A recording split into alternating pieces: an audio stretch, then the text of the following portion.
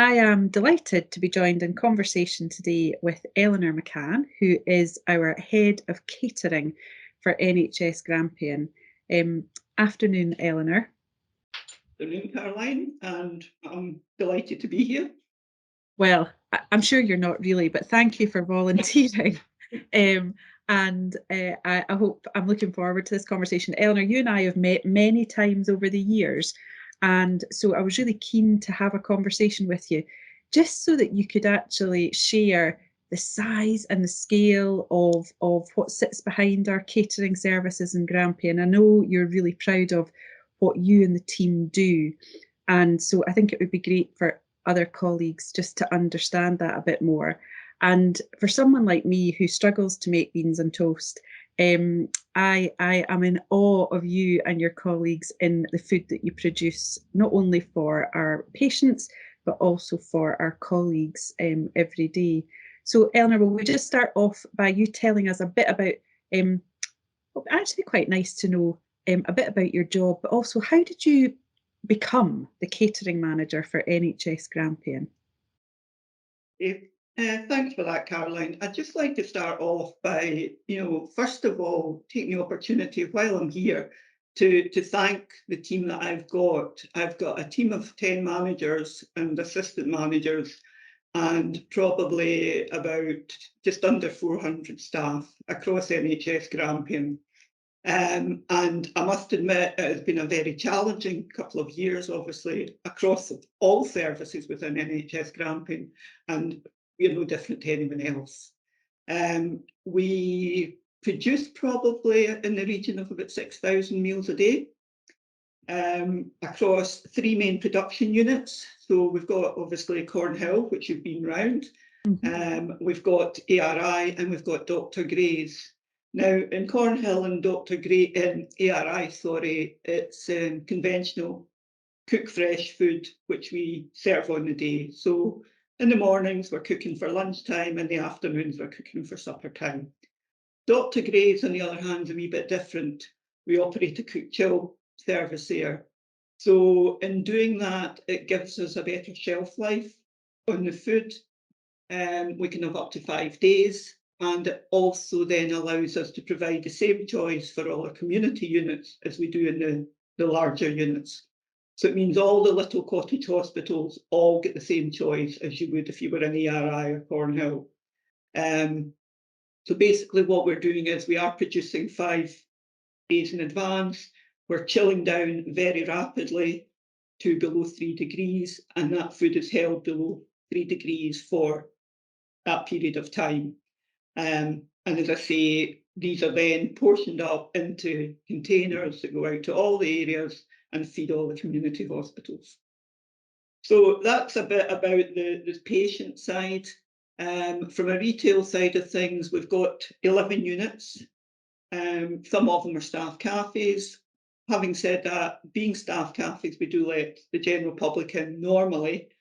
Having said that, we have not done that over the COVID period just to try and keep staff safer.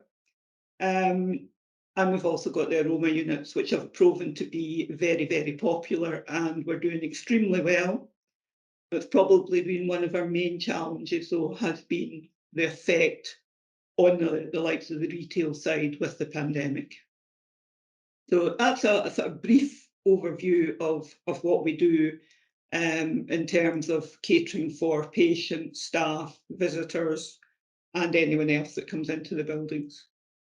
Okay, so Elinor, you really, like a true politician, completely dodged my question, which was how did you become the catering manager? Tell us a little bit about that. It's always nice to hear how people ended up where they are. Well, I actually moved up to Grampian 30 years ago this month. Okay. I came from private hotels. I was a manager of a private hotel, and we moved up because of my husband's job. And I applied for a job with the NHS. So I started on the 29th of September 1992, and I started as an assistant catering manager at ARI. And I must admit, after a month, or for the first month, I thought I'll not be here for very long. It was very different to working in a private company that we had so much autonomy to coming into something that was very sort of regimented in what you do, and that took quite a challenge for me. And actually quite funny because my husband went from the public sector into the private sector, so he had it the opposite way round. So we sort of flipped the way our roles were. And I mean, basically, I've just worked within catering over that 30 years and worked my way up. And for my sins in 2009, I decided to take a development opportunity, which NHS Grampian afforded me. And I did my degree through Sheffield Hallam University. Oh, fantastic. So I did that over the course of 4 years, came out with a BA Honours in Facilities Management, and then on the retirement of George Reid, who was my predecessor in 2014, I applied and was successful in getting the job. And that's where I have been since. Brilliant. I always like to hear how people have had, because so many people have different career paths. And so, Elinor, what is a typical day for you? Just an average day for you. What are the things you have to cover off? Obviously, just checking in with my teams, making sure that things are okay. There's nothing that I need to be aware of. I must admit they're very good, and they do just tend to get on with the job, and they also help each other out. So it is a very good environment, I think, to work in. I obviously am doing a lot of the looking at how we take the service forward, looking at initiatives that we can start to do, ensuring that we're properly compliant with all the different legislation that we need to be, making sure that we're on track for training of our staff, looking at staff development. And I have to say it's something that this department has done very well. I mean, I've had the opportunity, as I've just said, to go and do a degree, but so have several other of my managers. So I've got another 3 who have done their BA honours as well in facilities management. And I've got another one at the present moment who's actually in his 4th year of doing a BA in business management, I think it is as well. So, we do really try and promote development within the department. That's a big part of my role, and ensuring, staff are there and they want to go on, just giving them any opportunity we can. So we've been very successful in growing our own, but we've also had to at times, go outside and whatever, and sometimes that's a good thing as well, because it brings in fresh blood and fresh ideas. So, Elinor, I was going to go down the route of speaking about the challenges of the past couple of years, and I will do, but just not to lose that thread, the importance of team and developing individuals and teams. What you and your team have participated in the recent Culture Matters survey, and I think clearly that's a really important piece of work and something that I strongly believe is where our area of focus needs to be. But for you, what are the things that you're most proud about in your team, and the things that you think make a difference to colleagues who are working in catering? I think the big thing is just how well the team gel together and work together. I mean, we constantly have to firefight for different reasons. You're talking about the challenges. One of the biggest challenges we've got at the present moment is actually getting the commodities that we're ordering. There's a real shortage of a lot of things out there at the present moment. And it's meaning that on a daily basis, sometimes we can be changing menus or adapting dishes. And, you've got all the stuff around that entails, including things like allergens. Because if a product changes, you've got the knock-on effect of, well, if I've got a patient with an allergen, we've got to make sure that that is still suitable for them. So they are a really good team. They really just get down, get their heads down and get on with it. We've had many things that, like, no power in the kitchen. So we've had that on a few occasions at Cornhill, and you know, we still feed the patients. We still get together, we get the food out there, and the patients are fed. It might not be what it was going to be for that day. We might need to adapt, but they'll all pull together and go on with it. And I think the other thing is they're genuinely interested in making sure that the patients get good food. There's a lot of things that we've done over the years to try and improve what our service that we provide.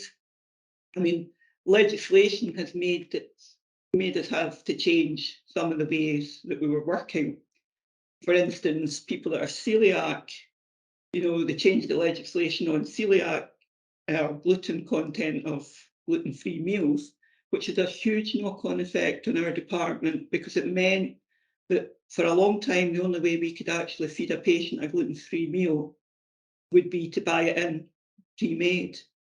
Now, we've actually gone down the route and we've got gluten-free accreditation in Cornhill and ARI, and we're just waiting. But the pandemic sort of made it a bit slower with Dr. Gray's just trying to get people to come in and do the audits and whatever. But that has been a huge thing, that they're getting a home-cooked meal rather than a frozen, bought-in, ready meal.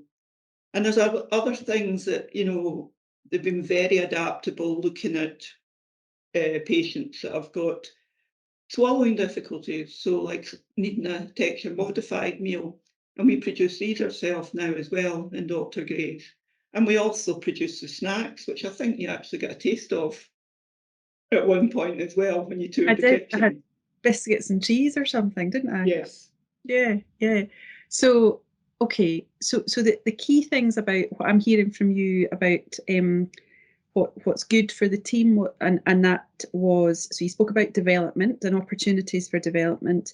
You spoke about the team supporting each other and being quite united. And then you also mentioned in there, actually, I think, about being focused on making a difference, and everybody being focused on producing good meals for patients. And I certainly saw that in Cornhill when I was there. And one of the things that came up for me there was, so you said at the beginning, 6,000 meals a day. Yes. I will just restate 6,000 meals a day. It kind of makes the Christmas dinner that we all get stressed about feel slightly irrelevant, doesn't it? But just remind me and explain to colleagues, how do you do the menu planning for that? You mentioned sometimes you have to change them, but how is it a planning cycle? How do you do that? We operate, for general patients, we operate a 3-week standard cycle, menu cycle. So every 3 weeks it rotates back. That menu is comprised in conjunction with dietitians. Sometimes we need to bring in speech and language as well, depending, you know, especially for the texture modified meals and things like that as well. And we also involve our own staff. And I mean, one of the things that we were planning to do, and we've not really been able to do it, is actually to go and do a menu review. But just with the ongoing pandemic, we've not actually the opportunity. So that's something that we really want to start looking at as soon as we can. And what we would like to do as well is maybe try and have a summer menu and a winter menu. So that in the summer we can maybe have some more lighter choices, and then in the winter, you know, more your sort of things that people, comfort foods that people want in a cold, wet winter's evening or lunchtime. So brilliant. So a huge amount of thought, and obviously everybody's been delayed, Elinor, in doing some of the things that they want to do. So I'm sure this year you will progress with the review or looking at menus. So just speaking about the pandemic, and you mentioned, so you thanked your team, and I think that's been one of the best things about being in this job, is just being so proud of how everybody has responded. But it's difficult for people sometimes, I think, to imagine how has a pandemic affected catering? What are the things that you think have gone well, and what are the things that actually were really tough?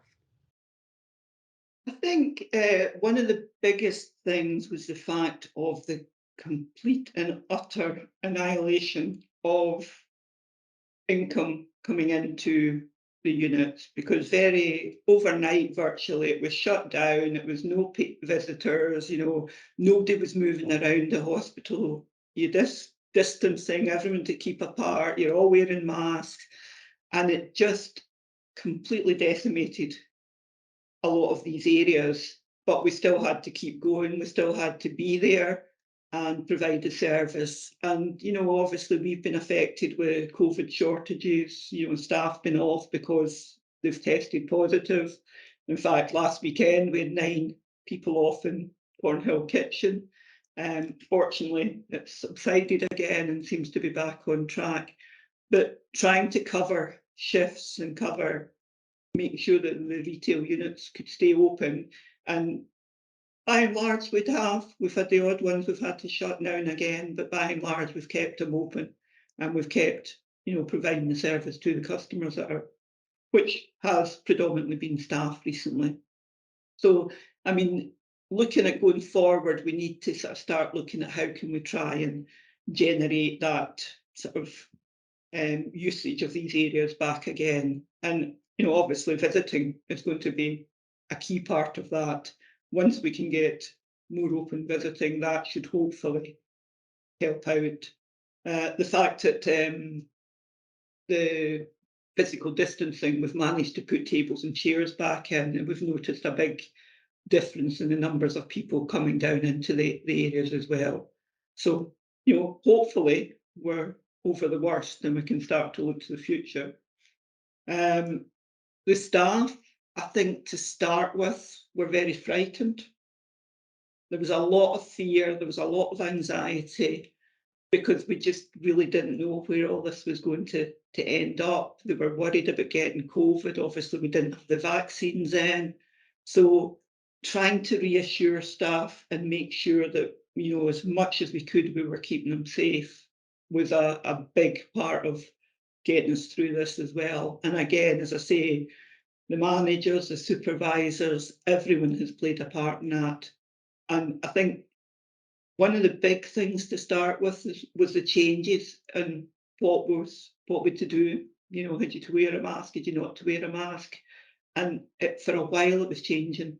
It felt like by the minute at times.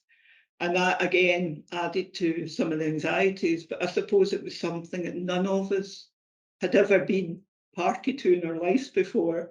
And I think there was probably an unrealness about it, that I couldn't believe in this day and age that, you know, the world could grind to a halt so quickly. I remember thinking, oh, we'll be shut down for 3 weeks, then maybe another 3 weeks and that'll be us. And here we are over 2 years later, just now beginning to come out the other end. I know, and now actually it's the opposite, isn't it? People are frightened about getting back to normal, whatever normal is, and apprehensive about not wearing masks and things.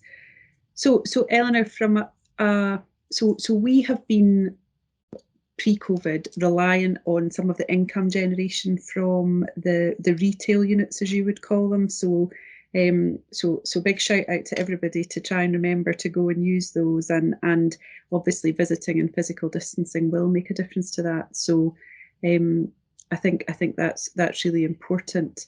And just so you mentioned a couple of things. So you spoke about a summer and winter menu and the difficulties of supply chains. And when we met in Cornhill, we had a conversation about fish, and this intrigued me. And I wonder if you could just share with colleagues what we do about local produce and the progress you've made around that. And I think this is really important, because we need to be able to sustain our local economies, and so a real balance of national procurement and local. So how does that affect you in your planning?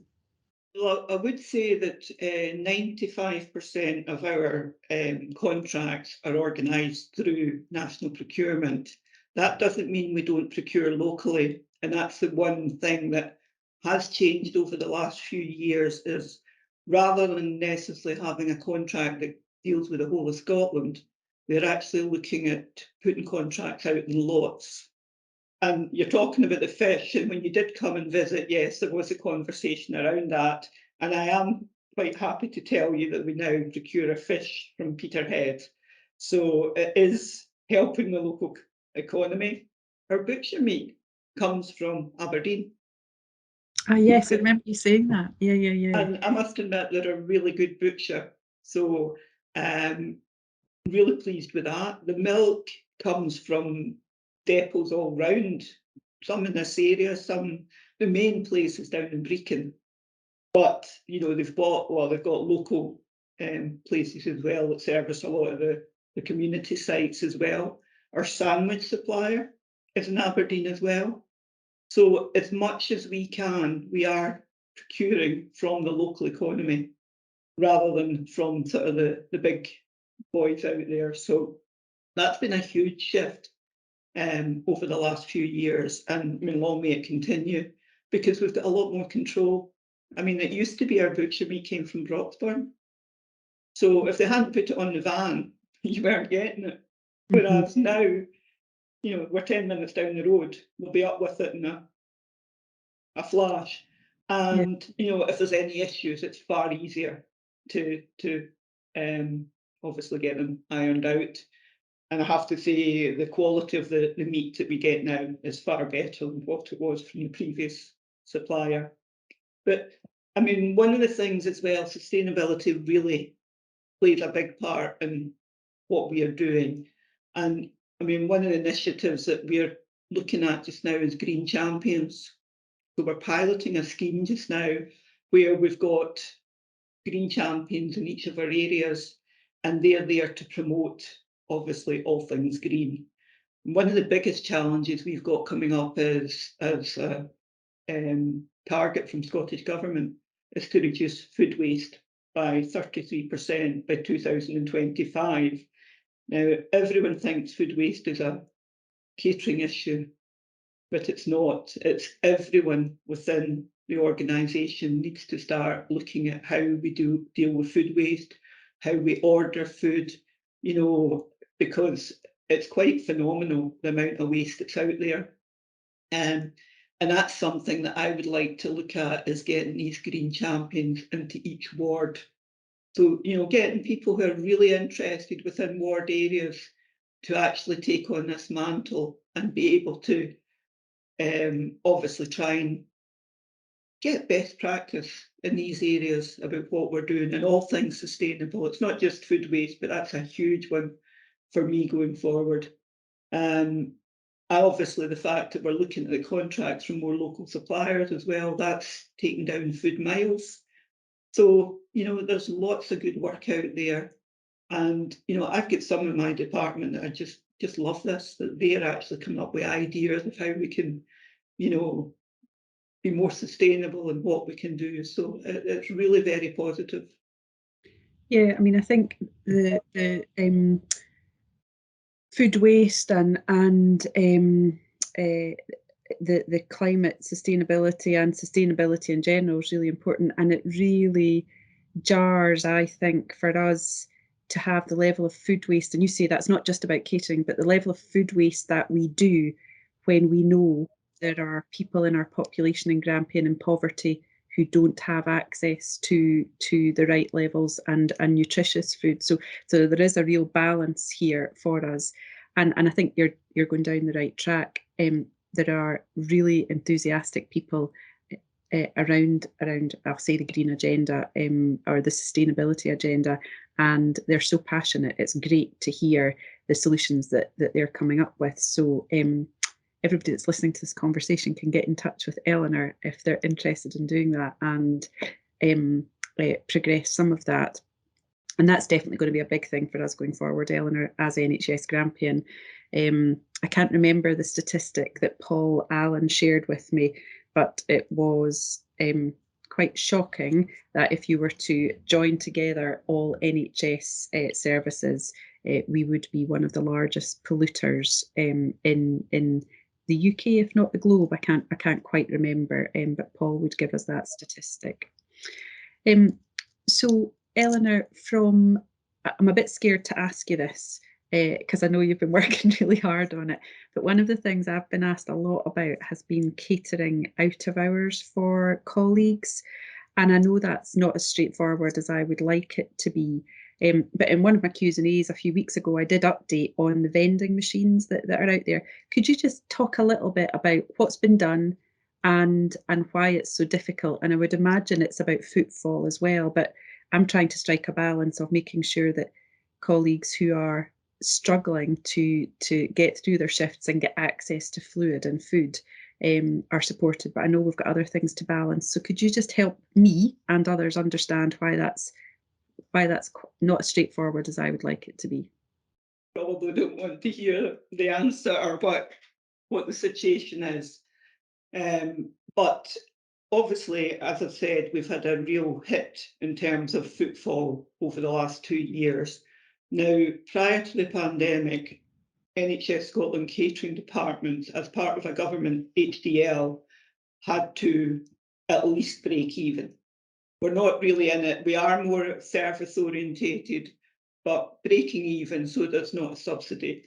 As soon as you go into subsidy, you come under HMRC issues, and obviously has all sorts of connotations for the organisation. Now, the first year of the pandemic, our income plummeted. So we actually ended up 1.17 million in deficit. Okay. This financial year that's just finished, I only have the figures up until I've only done up until the end of December because I'm still waiting for the March final figures to come out. But at the end of December, we were sitting at £602,000 in deficit. So as you can imagine, I don't think we've got a unit bar, maybe the cart at the rotunda, that is actually in surplus at the present moment. And it's a huge amount to try and claw back. The problem with the 24 hours is you've also got enhanced rates of pay. You know, if you're out in the hospitality industry anywhere, they're not paying time and 44 on a Saturday and time and 88 on a Sunday. They're not paying additional payments for after 8 o'clock at night. You know, our wage bill compared to, you know, your bars, your restaurants, places like that is quite phenomenal. And I did look at what it would cost to open one of our units 24 hours a day. And we're looking at, it would be at least 200, probably about 200,000 a year on staffing alone. Okay. And there's just not the footfall there just now, Caroline, to sustain that at all. You know, So, the vending machines we've got 3 new ones, one at Cornhill, one at Woodend, and one at ED. Now, the one at Cornhill in the last 2 weeks has not made a sale. okay. The one at Woodend has made 1 sale. The one at ED, I think, with 22 sales. What we can't work out though is who's buying it, because it could be people that are there in ED as a patient. So I've got no way of knowing whether it's staff are buying it or not buying it. But that is where we're at. We're out of hours catering at the present moment. Maternity, I've got a machine, not a sale. The one at Dr. Gray's is actually broken, and we've been taking weeks to get a part for it at the present moment. So it's not operational at the present moment. But, you know, you've got to look at the viability of these services as well. The income at weekends in a lot of places is shocking. You know, we are losing money hand over fist in a lot of these areas. So I know it sounds harsh when you're saying, you know, and it seems, oh, it's just to open a unit, but the financial side of it and the fact that we are basically being subsidised just now as it is, and we need to look at how we can try and turn that around, with at the same time the cost of commodities going through the roof. I mean, I've been looking at cost pressure, that's been a big thing recently, and we've had some commodities going up 34% in the last few weeks. So when you try and balance it all out, it's really difficult to I'm not, if I thought for a minute we could open somewhere and it was going to be worthwhile and beneficial, but I just don't think we're there. So, Elinor, I actually welcome your honesty around that. And as I said in my Q&A, understanding the complexity of it, and you're right, we'll all have noticed our food bills going up, and our and clearly gas and electricity is going up, and it's a real positive thing that we offer wages that aren't out there in other hospitality sectors. But as you say, that has its drawbacks. So I think it's much better that you and that I and that colleagues listening to this can understand why it's so difficult. And then we've got to find a way forward together around, so how do we do this in a way that's at best cost neutral, and actually you've spoken about vending machines that haven't been utilised, and how frustrating would that be if that was people in at work and it wasn't just a machine. So I think this is something that we need to keep working through together, and recognise that you in your part of the system is trying to do your absolute best around it, and we need to work out what would the balance be for people, and I think we'll get there. But no, I think it's really, really helpful to hear from you just the challenges that you faced, and actually the work that you and your team have put in to try and understand what the options are, because the vending machines have pre-prepared meals in them that can be microwaved and stuff, don't they? Yes. They do. But They do. again, I mean, I've sort of spoken there about, the amount of sales. Now, obviously, because of that, we're having to throw some of these out because you've only got certain shelf lives on them. So, on one hand, we're trying to sort of reduce waste down. On the other hand, we're putting things in these machines that we're having to throw out again because we've gone out of date. And it is really, really difficult. So, I mean, I don't know what the answer is, because, there is all these other pressures. And, at the end of the day, we're here to serve the people of Grampian. We're here to improve their health. And the last thing we want to be doing is subsidising, which is where we are back to. And that was the one thing that we had to get away from. We were just there when this pandemic hit. Yeah. Yeah. So it is a real challenge for us.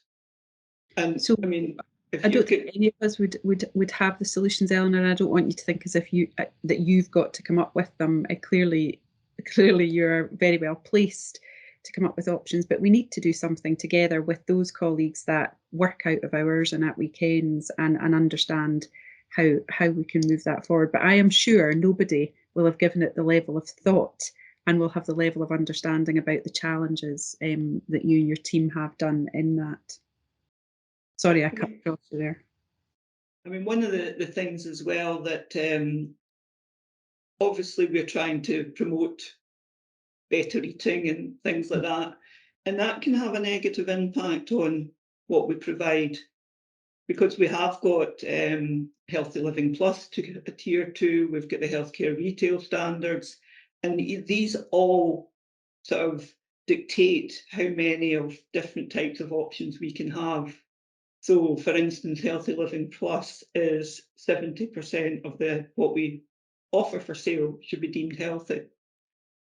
So it does restrict in a lot of things that people, particularly when they're stressed out and they're tired, and it really restricts a lot of what they sell and a lot of what they want to buy. And that can be a challenge as well, trying to get the right products. And it's the same with the retail standard. It's the exact same thing there. It really getting the products that are deemed healthier, that taste good, is quite a challenge. Because if you want a Mars bar, you want a Mars bar. You don't want a cereal bar that feels like you're eating a piece of cardboard. So, and that is a challenge, because obviously the better our health is, the less people are going to be in hospital. So I get the concept behind it, but the unfortunate thing is, if they can't buy it here, they go to the supermarket and buy a packet of Kit Kats rather than a Kit Kat. Yeah, yeah. And then eat 3 instead of 1. You might want to edit that bit, Caroline. I'll leave that up to you. Not at all, not at all. Elinor, it's been a really good conversation, and I know you started off by thanking your team, and so I'm just going to finish off by saying a huge thank you to you for the level of focus and passion that I see in you when we speak about the importance of the quality and choice of food that our patients have, and the trying every opportunity to cater for staff and visitors. And it's an absolute pleasure when I speak to you and your team. And huge thanks to me.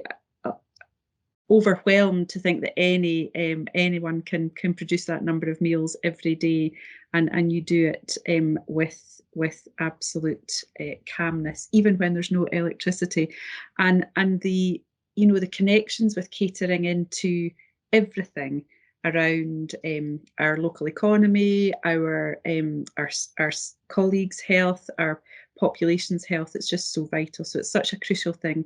And huge thanks to you and your team for everything that you've done. And thank you for having this conversation with me this afternoon. Thank you too. I appreciate having the time and just being able to explain a wee bit about what we do as a team. Because we are, to a large extent, working away behind the scenes. But we are working hard throughout this as well. So, no, it's really nice to get a wee bit of exposure and a bit of praise for a lot of the team as well.